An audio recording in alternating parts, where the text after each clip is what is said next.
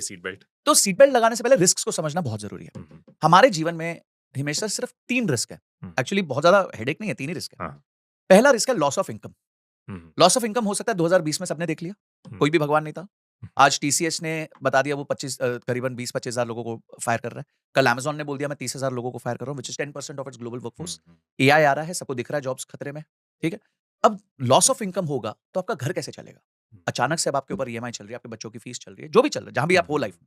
तो इसीलिए सबसे पहली सीट बेल्ट है, अपने आप को लॉस ऑफ इनकम से आपको सेव करना है और हुँ, उसके लिए आपको सिर्फ 6 महीने का इमरजेंसी फंड क्रिएट करना है। हुँ, तो अगर आपकी तनख्वाह 30,000 है, आपका खर्चा 15,000 है, 15,000 इंटू 6, 90,000 से 1 लाख रुपए का आपके पास एक एफडी होना चाहिए, हुँ, जो आपकी पहली सीट बेल्ट बन जाती है लॉस ऑफ इनकम के अगेंस्ट। हुँ, अब होता क्या है, लोग जब जॉब कर रहे हैं तो उनको लगता है अपुनिश भगवान है, हमने तो कुछ होने नहीं वाला, हमारी हुँ, तो नौकरी जाने नहीं वाली है, हुँ। बगल वाले की जाएगी, मेरी थोड़ी जाएगी। हाँ, ये काम नहीं करता, ये ऑफिस हाँ, नहीं आता टाइम पे। बट किसी के साथ कुछ भी हो सकता है। लाइफ इज़ वेरी हाँ, अनसर्टेन। तो आप अपनी पहली सीट बेल्ट लगाइए which is emergency fund, 6 months of your expenses. हुँ, तो आपके पास ना पावर टू से नो आ जाता है। हुँ, हुँ। फाइनेंशियल फ्रीडम का वेट मत कीजिए, फाइनेंशियल फ्रीडम को क्रिएट कीजिए। तो ये फाइनेंशियल फ्रीडम को वेट ना करो, क्रिएट करो। Create good. करना चालू हुँ, करिए। हुँ, financial freedom is also a plan. हुँ, किसी भी चीज़ की आज़ादी लेना is a plan.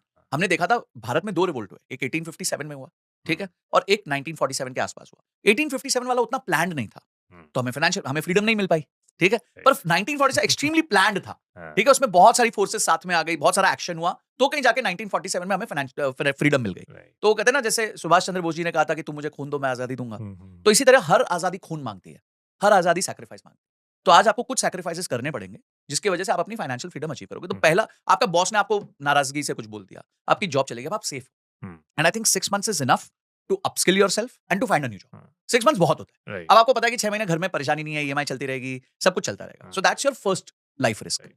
Second life risk है कि आपकी किसी की हेल्थ खराब हो जाए। हुँ, तो अगर हेल्थ खराब होगी तो लोगों को वापस भी वहीं लगता है कि क्या होगा, कुछ नहीं होगा। मैं लोगों को कहता हूं, एक बार हॉस्पिटल का चक्कर मारो और उनका मेन्यू कार्ड देख लो। भाग के लाइफ में सबसे पहले जो है ना, आप अपनी हेल्थ इंश्योरेंस खरीदोगे। हुँ, तो हेल्थ इंश्योरेंस एक होनी बहुत ज़रूरी है, जितना यंग खरीदोगे उतना फ़ायदा होगा। आपको उसके बेनिफिट्स मिलते हैं, आपका प्रीमियम कम लगता है। हुँ, मिनिमम मैं कहूँगा 10 लाख रुपए की हेल्थ इंश्योरेंस सबकी होनी चाहिए, हुँ, मिनिमम। हुँ, अगर आप परिवार के साथ हैं, तो 20 लाख रुपए की होनी चाहिए, नहीं तो 10 लाख रुपए की होनी चाहिए। उसका जो प्रीमियम आता है, वो आप हुँ, समझिए कि खर्चा है भई है, हुँ, सिंपल। ये कॉस्ट ऑफ लिविंग है, राइट। ये मेरी सीट बेल्ट है। हाँ, और इससे आपको वो इमरजेंसी फंड नहीं बनाना जो मेडिकल के लिए है। मेडिकल के लिए कोई भी कोई इमरजेंसी इमरजेंसी फंड फंड नहीं बनाना। काफ़ी नहीं पड़ता। आपको हाँ, पता नहीं किस लेवल की राइट, मेडिकल इमरजेंसी आ सकती राइट, है। राइट। तो कोई भी फंड उसके लिए काफ़ी नहीं हाँ, होगा। और जो पुराने ज़माने में होता था कि घर में एक बीमारी आ गई तो किसी की येस, ज़मीन बिक गई या फिर एक बड़ी सेविंग चली गई, गहना बिक गया, वो सबसे हमने अपने आप को इंसुलेट कर सिक्योर कर दिया। दिया। हमने एक हेल्थ इंश्योरेंस पे एक बेसिक सा प्रीमियम भर के वो वाली बिल्कुल। पूरी टेंशन खत्म कर दी। खत्म कर दिया। नाइस। तो ये आपने सेकंड रिस्क। अब थर्ड रिस्क है, जो सबसे बड़ा रिस्क है कि किसी की मृत्यु हो सकती है। हुँ, अब वो रिस्क उनके लिए, उनके परिवार के लिए। हुँ, हुँ, बिकॉज़ उनकी तो चलो पूर्ति कभी नहीं हो पाएगी, but at least financially if they can secure their family right. To the extent of the fact कि भाई उनके अगले 10 साल, 15 साल जब तक बच्चे बड़े नहीं हो जाते, तब तक वो सिक्योर रहें। तो उतने के लिए टर्म इंश्योरेंस लेना बहुत ज़रूरी है। पर ये तब लीजिए, आप पहले जॉब पे मत लीजिए। हुँ, अगर आप पे कोई निर्भर है, तो आप लाइफ इंश्योरेंस, टर्म इंश्योरेंस लीजिए।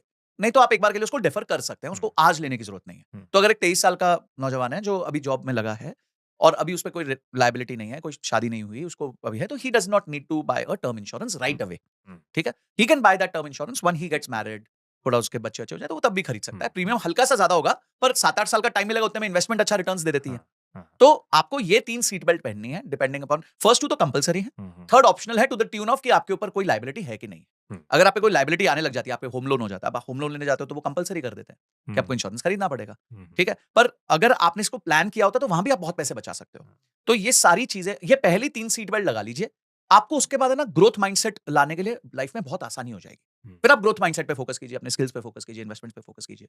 फिर वहाँ से आगे गाड़ी बढ़ाइए।